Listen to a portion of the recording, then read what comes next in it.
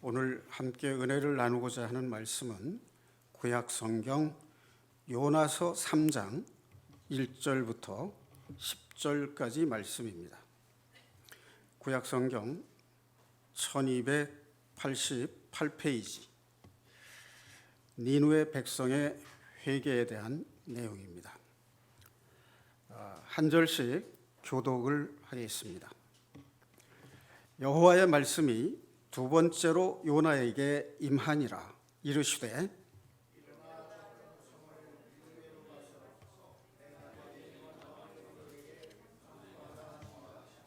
요나가 여호와의 말씀대로 일어나서 니느웨로 가니라. 니느웨는 사흘 동안 걸을 만큼 하나님 앞에 큰 성읍이더라.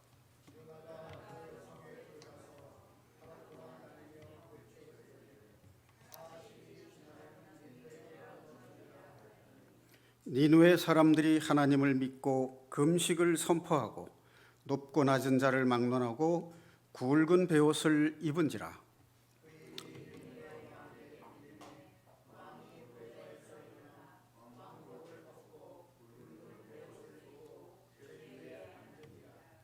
왕과 그의 대신들이 조서를 내려 니느웨에 선포하여 이르되 사람이나 짐승이나 소떼나 양떼나 아무것도 입에 대지 말지니 곧 먹지도 말 것이요 물도 마시지 말 것이며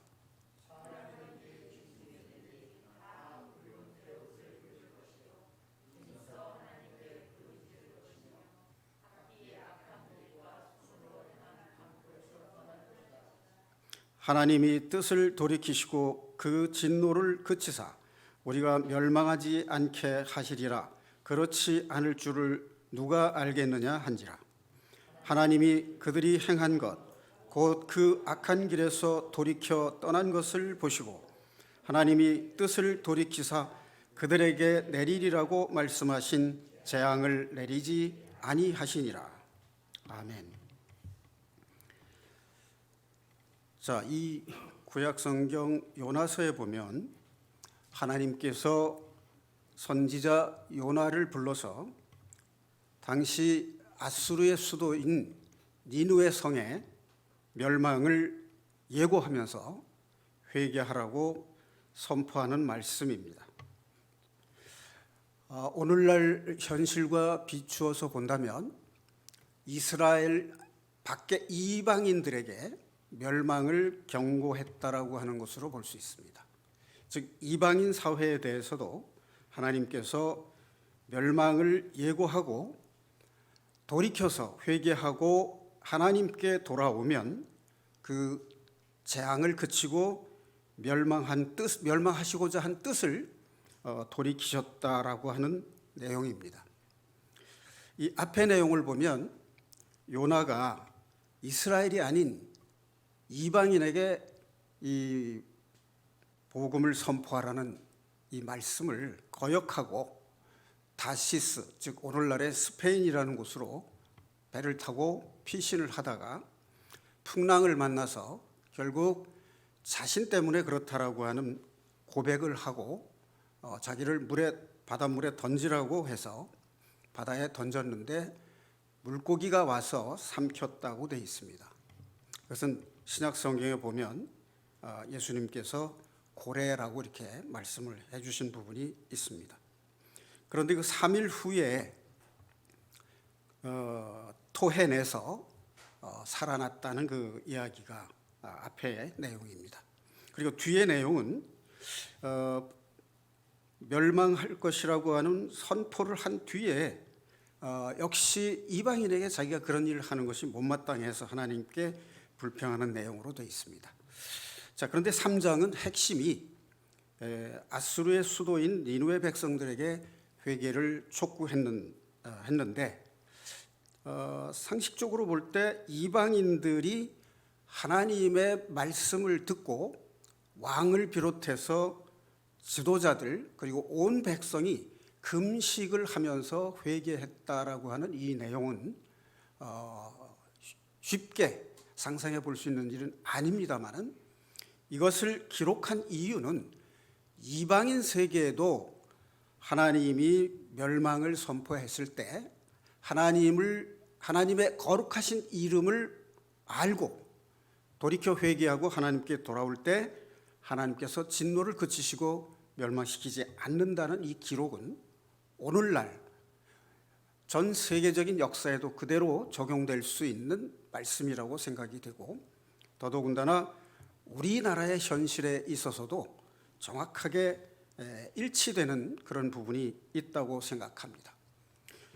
다시 말해서 오늘 우리나라의 현실로 닥친 이 신종 바이러스로 인한 위기적 상황을 극복할 수 있는 길과 방법이 무엇인가 하는 것을 성경은 요나서를 통해서 제시하고 있습니다.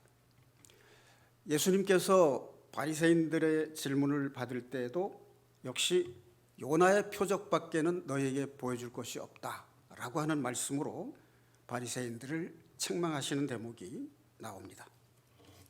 자, 오늘 이 말씀은 신종 코로나 19 그 이전과 그 이후라는 제목으로 말씀을 좀 드리고자 합니다. 처음에는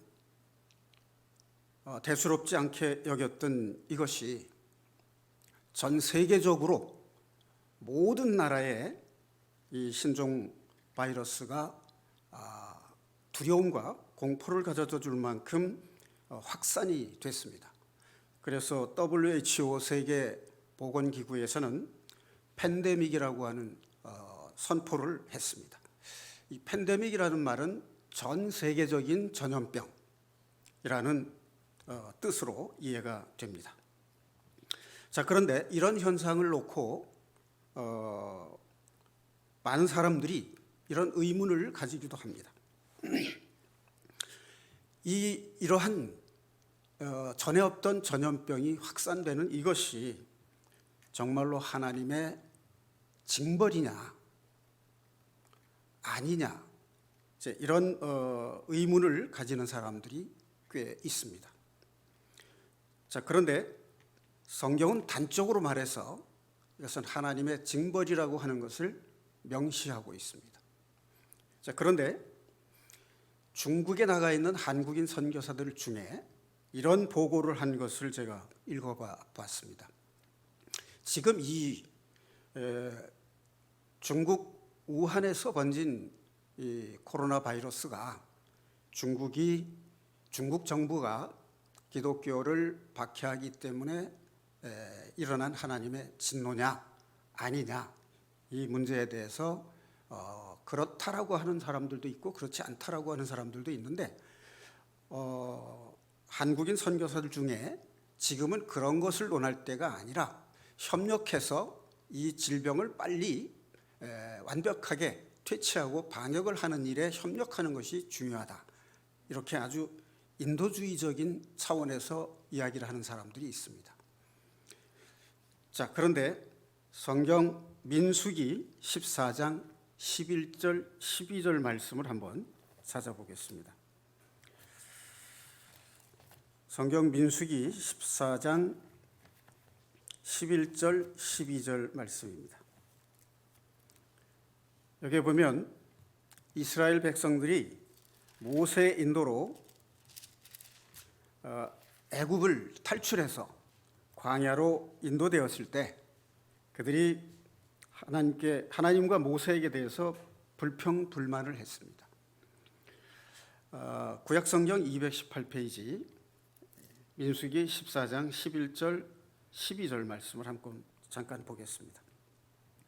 여호와께서 모세에게 이르시되 이 백성이 어느 때까지 나를 멸시하겠느냐, 내가 그들 중에 많은 이적을 행하였으나 어느 때까지 나를 믿지 않겠느냐, 내가 전염병으로 그들을 쳐서 멸하고 내게 그들보다 크고 강한 나라를 이루게 하리라. 모세를 통해서 더 큰 백성을, 더 크고 강한 나라를 이루게 하리라, 이렇게 말씀하시는 대목이 나옵니다. 자, 거기 보면 11절에 보면 하나님을 무시하고 멸시를 한다는 이 말씀은 소위 다른 백성을 섬기는, 우상을 섬기는 일과도 매이 통하는 것이죠. 자, 그런데 2절 3절에 보면 이런 말씀이 나옵니다.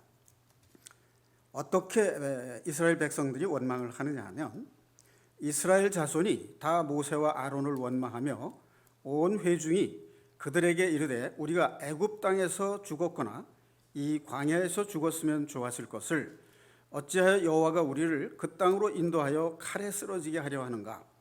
우리 처자가 사로잡히리니 애굽으로 돌아가는 것이 낫지 아니하랴.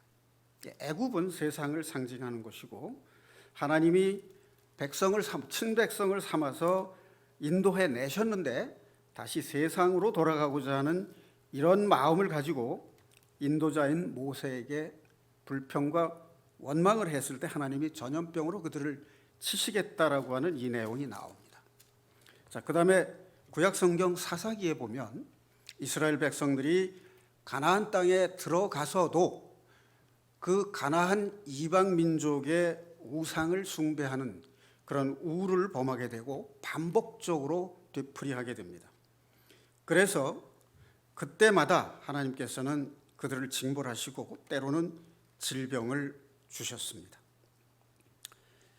자, 성경에 기록된 사례를 찾아봤는데 이번엔 성경이 아닌 인류 역사 속에서 일어났던 일을 잠깐 생각을 해본다면 15세기경에 소위 흑사병이라고 하는 페스트가 전 세계적으로 유행을 했던 적이 있습니다. 엄청난 사람들이 목숨을 잃었고 순식간에 확산이 되는 아주 위험하고 두려움, 공포를 가져온 병이 있었습니다.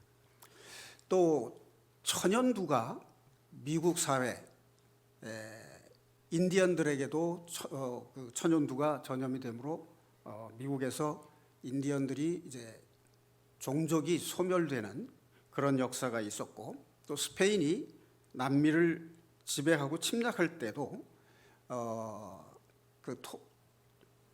원주민들에게 이 천연두를 확산시켜서 그들을 멸망시킨 역사적 사례가 있습니다. 자, 신종 코로나 바이러스라고 하는 종류에 해당하는 것이 사스, 메르스, 신종 코로나, 우한 바이러스라고 하는 이 세 가지가 있습니다. 자, 그런데 역사적으로는 1세기에 한 번씩 거의 커다란 전염병이 확산이 됐던 사실이 있습니다. 그런데 19세기에 들어와서는 자주 일어났고 20세기에 들어와서는 10년 단위로 커다란 전염병이 확산이 됐습니다. 우리가 지금 기억하고 있는 전염병만 해도 에볼라 바이러스라든지 사스, 메르스, 또 지금 우한 바이러스, 코로나 바이러스, 조류독감, 또 아프리카 돼지열병, 광우병 이런 병들이 아주 짧은 간격을 두고 계속해서 되풀이되고 있는 이런 현실을 우리가 목도하고 또 겪고 있습니다. 자, 그런데 이러한 그 사스와 메르스와 신종 코로나의 공통점은 뭐냐면 박쥐가 옮겼다라고 하는 겁니다. 그러니까 사스의 경우는 박쥐를 잡아먹은 사양 고양이를 사람들이 요리함으로써 그 요리사가 전염이 되고 그로 인해서 확산이 됐다는 거죠. 그런가 하면 메르스는 박쥐가 낙타에게 옮기고 그 낙타를 타고 다니는 상인들에 의해서 이것이 또 전염이 된다는 그런 공통점을 가지고 있습니다. 이 신종 코로나 바이러스도 박쥐를 요리하는 요리사들에 의해서 전염이 됐다는 설이 있습니다. 자, 공통점은 박쥐로부터 인간에게 전염이 된다는 얘기인데 이 앞에 사스와 메르스는 확산 속도가 느린 데 비해서 치사율이 높은 병이라면 신종 코로나 바이러스는 확산 속도가 엄청나게 빠르고 치사율은 좀 낮은 반면에 확산 속도가 엄청나게 빠릅니다. 그리고 또 하나 특이한 것은 감염되지 않은 즉 음성인 상태에 의해서도 전염이 된다는 사실입니다. 자, 그런데 이것이 전 세계 여러 나라에서 이러한 질병이 확산되기 때문에 감염을 막기 위해서 사람들이 접촉을 금하고 단체 집회를 금지하고 이런 현상들이 이제 생기는 것이 전 세계적으로 이루어지고 있습니다. 그래서 시장의 거래가 끊기고 모든 경제 행위가 침체가 된, 그래서 세계 경제가 침체 위기에 봉착해 있다라고 하는 엄청난 두려움을 가지고 왔습니다. 자, 그런데 이런 사실에 대해서 반응을 하는 사람들의 모습은 어떨까 하는 거죠. 이렇게 역사적으로 이런 전염병이 드문드문 있을 때는 아마 사람들이 금방 잊어버렸을 겁니다. 그런데 20세기에 들어와서 이것이 자주자주 일어나는 이런 걸로 봐서 소위 믿지 않는 사람들도 이 전염병은 확실히 틀림없이 하나님의 징벌이다라고 하는 느낌을 갖게 된다는 것이죠. 자, 그런데 문제는 이것이 진행이 되고 진정이 돼 가면서 사람들의 마음이 다시 해이해진다는 거죠. 하나님의 징벌이라고 하는 사실을 처음에는 두렵게 느꼈다가 진정이 돼 가면서 차츰 잊어버리고 원래의 상태로 다시 돌아간다는 이러한 문제점이 있습니다. 자, 그런데 이 신종 코로나 바이러스가 또 하나의 설을 가정해 볼 수 있습니다. 지금은 전 세계적으로 핵무기를 개발할 뿐만 아니라 생화학 무기를 나라마다 개발을 하고 있습니다. 근데 핵무기 개발에 비해서 생화학 무기 개발은 비용 면에서 아주 적게 들일 뿐만 아니라 적은 양을 가지고서도 엄청나게 확산을 시킬 수 있는 굉장히 효과가 좋은 바이러스, 전쟁 무기라고 하는 점입니다. 그래서 일설에는 이 우한시의 소위 질병관리연구소에서 생화학 무기를 연구하는 연구자가 실험 도중 실수를 해서 이것이 확산이 됐다라고 하는 설도 있습니다. 그런데 요즘 뉴스를 들어보니까 중국은 미국에 핑계를 대고 또 미국은 아니다, 중국에서 퍼진 것이 원인이다, 이렇게 서로 상대방을 공격적으로 이용하는 그러한 뉴스를 보도한 것을 본 적이 있습니다. 자, 이러한 바이러스가 사람들의 건강을 해치고 목숨을 빼어간다는 문제도 두려운 문제지만 이것이 더 큰 문제는 뭐냐면 경제가 무너진다라고 하는 것이 더 큰 문제로 우리에게 닥쳐오고 있습니다. 자, 이러한 때 우리가 이것을 어떻게, 이 위기를 어떻게 극복하고 이겨낼 것인가 하는 문제는 전 인류의 숙제이자 또 그리스도인들의 숙제, 과제이기도 합니다.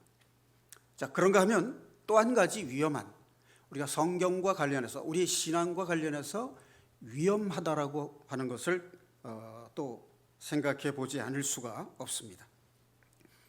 이 신종 코로나 바이러스가 확산이 되면서 초창기에 신천지 교인들이 중국의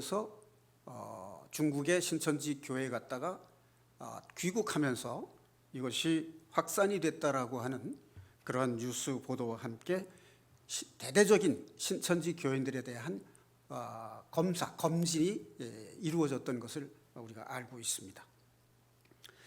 자, 이 신천지 신도라고 정확하게 말하면 교인이나 신도라는 말을 하기가 좀 어려울 것 같습니다. 그런데 주로 젊은 청년들이 많이 있을 뿐만 아니라 지식인들도 많이 있고 또 30만 명이나 되는 교인들을 가지고 있다고 합니다. 자, 그런데 어떻게 지금 한국 교회 전체가 대형 교회를 비롯해서 교세가 약한 교회들도 교인들이 점차 줄어들고 있고 전도하기가 정말 어려운 이런 시대인데 어떻게 해서 신천지는 1년에 2만 명씩 확산이 될 수 있는가? 궁금하지 않을 수 없을 뿐만 아니라 왜 이러한 문제가 생겨날까 하는 것입니다. 자, 여기에 신천지에 가입이 되는 사람들이 주로 어떤 사람들이냐? 신앙에 무관심한 사람들일까요? 신앙에 관심이 많은 사람들일까요? 그냥 습관적인 신앙생활 하는 사람들한테는 오히려 접근을 잘 안 하는 것 같습니다.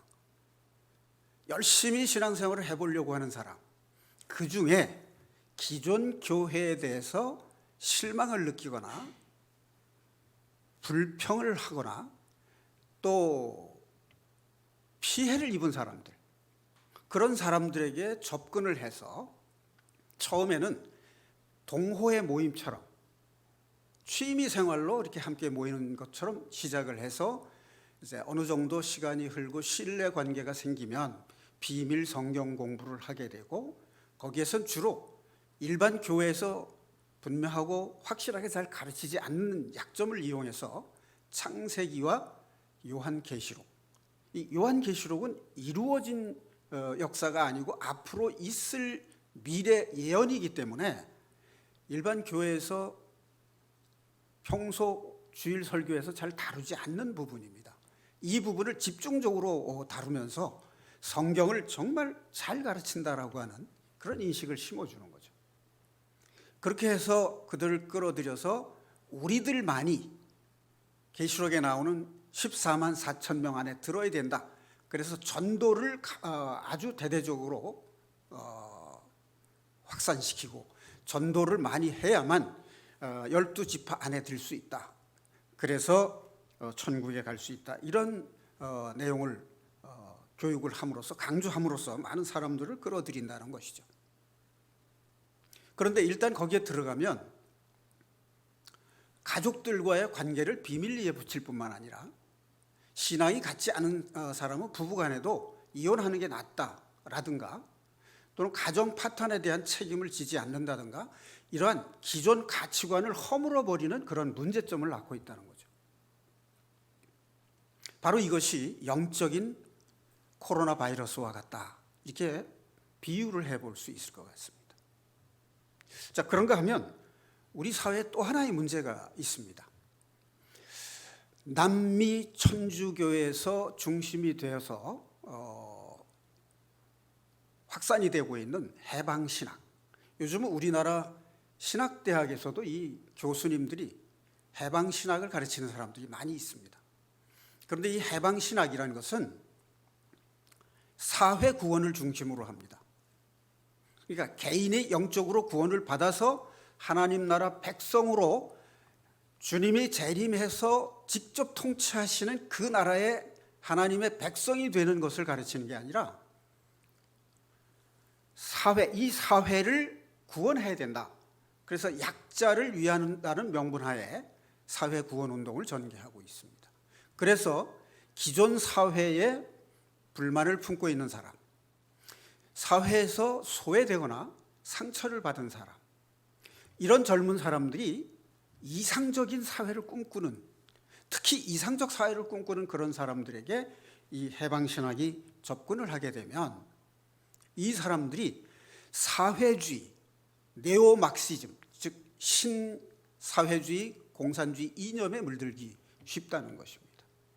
그동안 우리나라는 대학가에서 이 주사파 이념을 강의하고 청년들에게 교육을 했던 이 사람들이 지금은 이 해방신학과 연결이 되면서 또 하나의 새로운 이념이 젊은 청년들에게 어필하고 있는 그런 상황이 전개되고 있습니다. 그래서 우리나라 젊은이들이 전교조를 통해서 교육을 받은 상당수의 학생들은 이러한 사상과 이념에 끌려가는 그런 사례들이 우리 사회에 만연하고 있습니다. 이런 점에서 우리가 처한 이러한 현실 속에서 기독교인들이 이러한 문제들에 대해서 정확하게 하나님의 뜻이 무엇이고 지금 우리나라에서 벌어지고 있는 이러한 문제들이 왜 어떻게 하나님의 뜻에 위배되는 잘못된 신앙인가 하는 것을 우리가 분명하고 확실하게 알아야 될 필요가 있겠습니다. 자, 그 다음에 세 번째로, 이제는 신종 코로나 바이러스 사태 이후에 나타날 사회적 현상에 대한 것을 한번 생각을 해보겠습니다. 첫째는 이 오프라인 산업이 쇠퇴한다는 것입니다. 시장에 사람들이 직접 가서 물건을 사고 파는, 또 음식점에 가서 사람들이 직접 맛있는 음식을 찾아가서 사 먹는 이러한 일들이 변화되고 있습니다. 그러니까 음식도 배달을 해서 먹고, 또 생활 필수품도 전부 온라인으로 주문을 해서 배달을 해서 사용을 하고 있습니다. 저희 집도 생필품을 온라인으로 구매를 해서 사용을 하고 있습니다.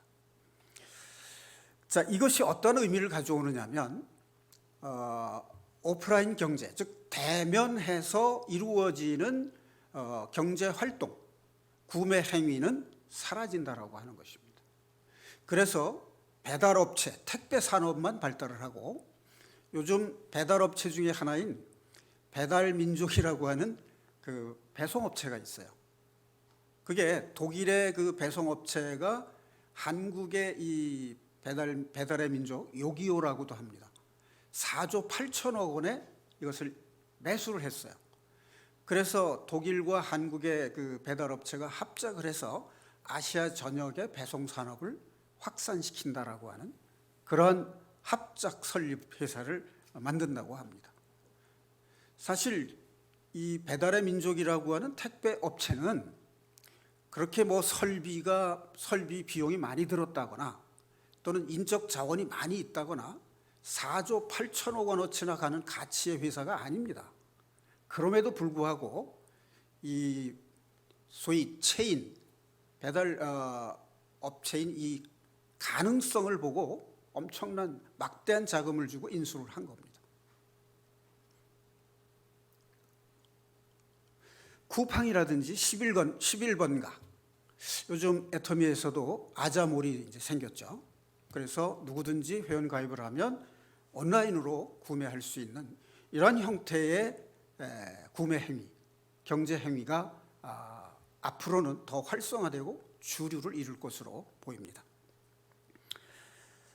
자, 그리고 재택근무가 이제 전보다 더 확산될 것이고, 원격 의료 서비스, 이제 환자들이 병원에 직접 찾아가서 진료를 받는 것이 아니라 원격 진료를 받는 것이 확산이 되고 앞으로도 앞당겨서 시행이 될 가능성이 있습니다. 그 다음에는 교육도 지금 학교 초중고 대학 모두가 다 개학을 연기하고 있습니다. 이것이 온라인 교육 시스템으로 전환되기 시작하고 있습니다. 고등학교나 대학 교수들이 영상으로 교육 내용을 촬영을 해서 그것을 온라인으로 송출을 하는 그런 일들이 지금 현재 진행 중에 있습니다. 자, 그런가 하면은 우리 교회와 관련해서 또 성도들의 신앙과 관련해서 본다면 어떤 문제가 발생을 할까 하는 거죠. 이제 신천지 문제 때문에 이단들이 정리가 되고 없어질까요? 우리의 상식적으로 얼핏 생각하면 그럴 것 같은데, 박태선 장로교가 지금 없어졌나요? 문선명 통일교가 지금 없어졌나요? 이게 간판을 바꾸거나 이름을 바꾸어서 여전히 존재하고 있습니다. 그런가 하면 우리나라에 하나님의 교회라고 하는 교파가 또 있습니다. 전 세계적으로 300만 명 정도 된다고 그래요. 거기 장길자라고 하는 그 설립자, 창립자의 부위를 지금 마치 마리아 섬기듯이 하늘 어머니라고 이제 섬기는 목사들이 그거를 설교를 통해서 가르치고 있습니다. 이러한 이단들이 더 성행할 것으로 예측이 됩니다. 왜 그러냐면 믿지 않는 사람들 중에 이러한 신종 코로나 바이러스 사태와 같은 것이 일어나면 이건 틀림없이 하나님의 징벌이다라고 느끼고 두려움과 공포를 가지고 있는 사람들에게 특별하게 성경 공부를 잘 가르치는 동호회 모임, 친목 모임 이런 걸 통해서 사람들을 더 끌어들일 수 있는, 그러니까 다시 말하자면 시한부 종말론 신앙이 점점 더 성행할 것이라고 봅니다. 자, 그리고 또 하나의 문제가, 심각한 문제가 있을 수 있습니다. 지금 이 바이러스 사태 때문에 확산을 금지하기 위해서 다수가 모인 집회를 금지하고 있고, 교회가 특히 다수가 모여서 예배를 드리는 장소이기 때문에 지금은 가급적 다수 집회를 하는 예배 형태를 좀 하지 말았으면 좋겠다라고 권면하는 것이지만, 경기도의 특정 지역에 대해서는 행정명령을 내렸다고 합니다. 그 행정명령이라는 게 뭐냐면 집회를 금지하는 거예요. 그 지역 교회의 그 목사들에게 의견을 들어서 자체적으로 좀 질병 확산을 좀 예방하는데 협조해 줬으면 좋겠다, 이게 아니라 일방적으로 교회마다 행정명령을 내리는 겁니다. 자, 이것이 앞으로 이제 어떻게 될 가능성이 있냐면, 많은 사람들이 처음에는 교회에서 예배를 드릴 수 없다는 문제 때문에 굉장히 혼란스러워하고 슬퍼하고 고통스러워하는 일들이 있는데, 이것이 점차적으로 횟수가 거듭될수록 사람들의 마음에서 약화되어 가면서 이제 편하게 느끼기 시작하는 겁니다. 이거 인터넷 영상 예배 드리니까 좋은 점도 있네, 이런 식으로 돼 가다 보면 그것이 사례가 돼서 이제 예배는 허가를 받아서 해라 그래도 저항하지 않는다는 거죠. 예배 금지를 해도 그냥 협조한다, 이런 식으로 사람들의 생각이 변화될 수 있다라고 하는 것입니다. 얼마 전까지만 해도 사회적으로 이슈가 되고 문제가 됐던 동성애 금지법 해제, 차별금지법 해제, 낙태금지법 해제, 이 3법을 통과시키려고 국회에서 일부 의원들이 이것을 법안 상정을 했던 사례가 있습니다. 우리나라에서는 기독교인들이 아직도 많이 있고 반대를 해서 그것이 입법되지는 않았습니다. 그런데 이 신종 코로나 바이러스 때문에 그 3법을 통과시키지 않고도 간단하게 교회 예배 금지를 시키는 효과를 낳고 있다는 얘기입니다. 누구도 예상하지 못했던 엄청난 변화가 우리 기독교 안에 몰아닥치게 된 겁니다. 다시 말하면 알게 모르게 교회 핍박이 올 수 있는 환경이 조성되어 있다라고 하는 것입니다.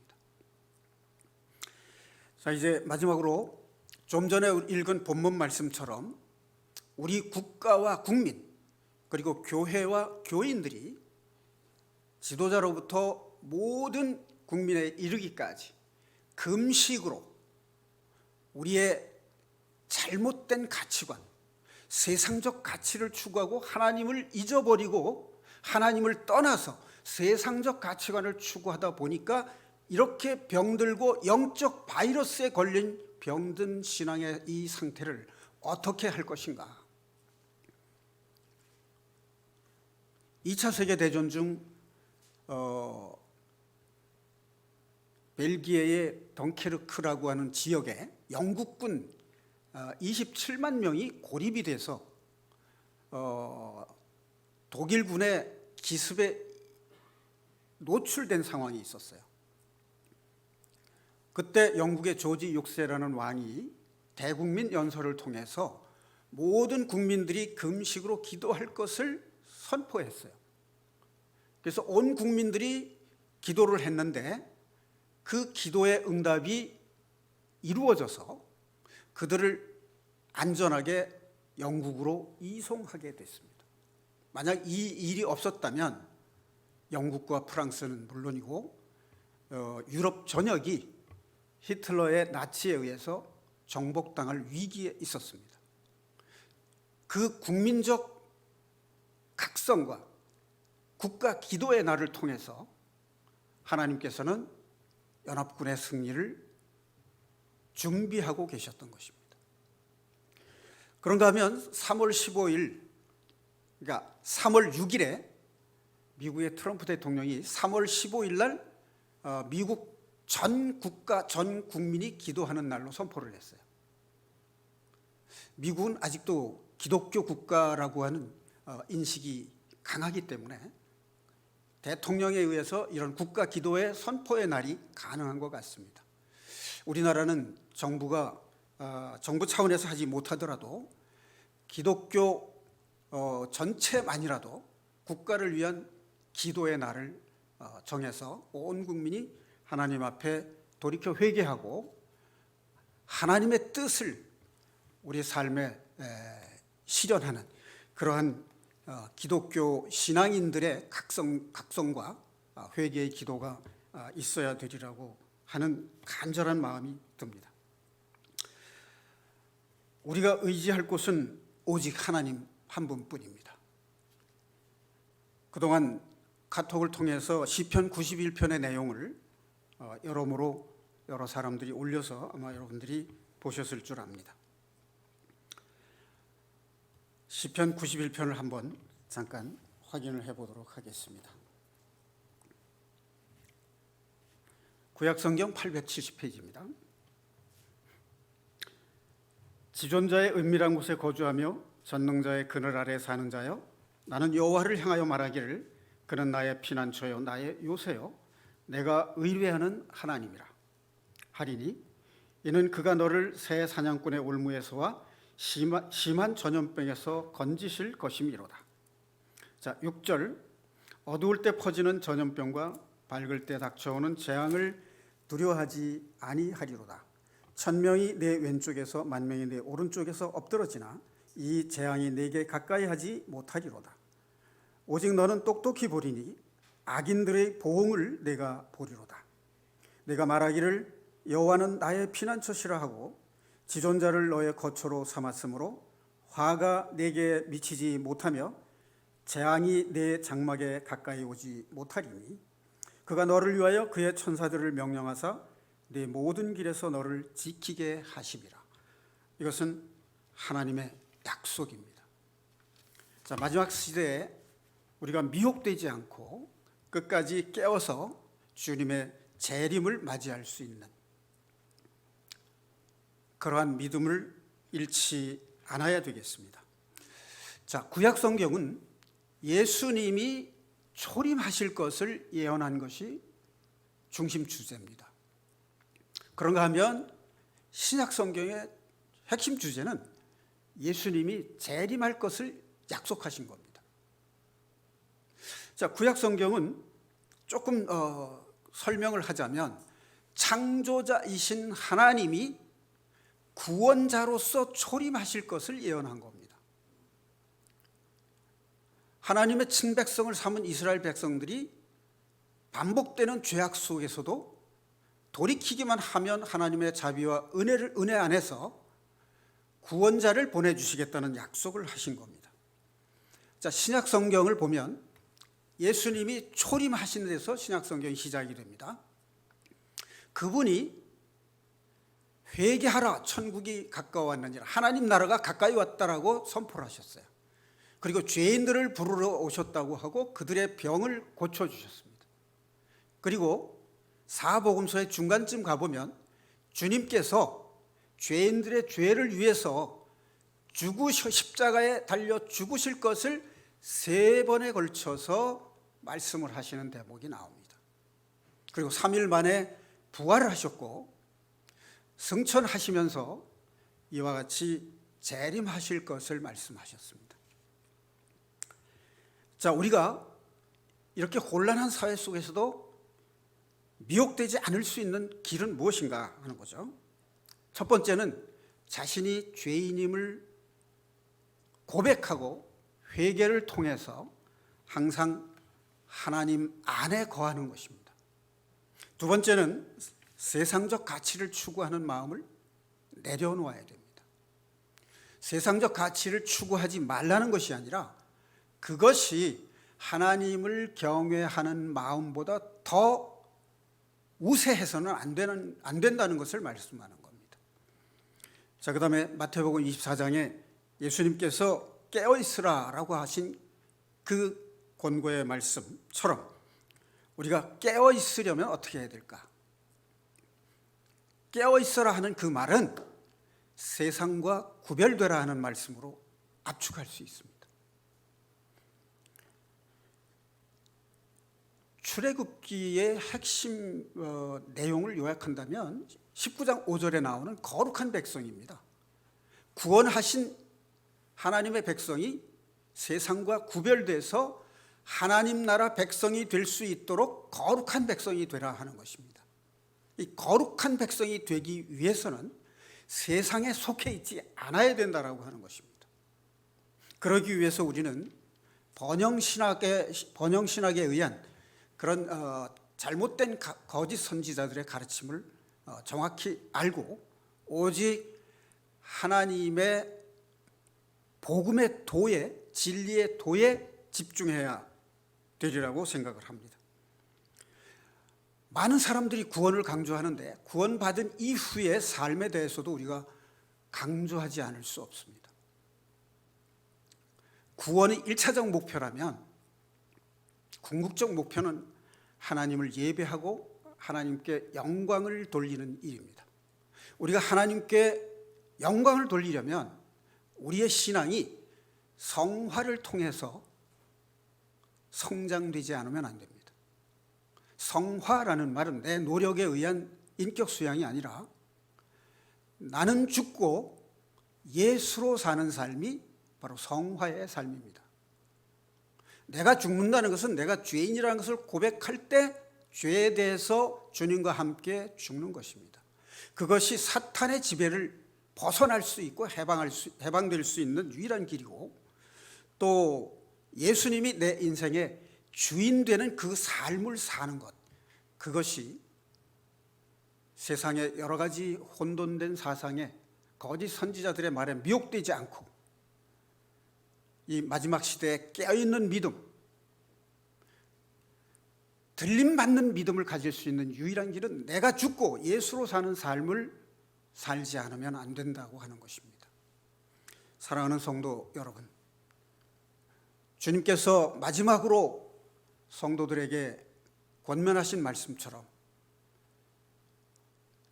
주님이 재림 예수님이 여기 있다 저기 있다 할 때 미혹되지 말고 오직 주님의 말씀에 가르침에서 벗어나지 않고 세상적 가치에 매몰되지 않고 세상과 구별되는, 그리해서 나는 죽고 예수로 사는 삶, 그리고 예수님이 내 삶의 주인이 되는 그런 신앙을 끝까지 지키는, 그래서 주님께서 재림하신 예수님께서 직접 통치하시는 천년 왕국에서 주님과 함께 왕노릇하는 모든 형제 자매님들이 굳건한 신앙에 바로 서기를 주님의 이름으로 축원합니다. 기도하시겠습니다.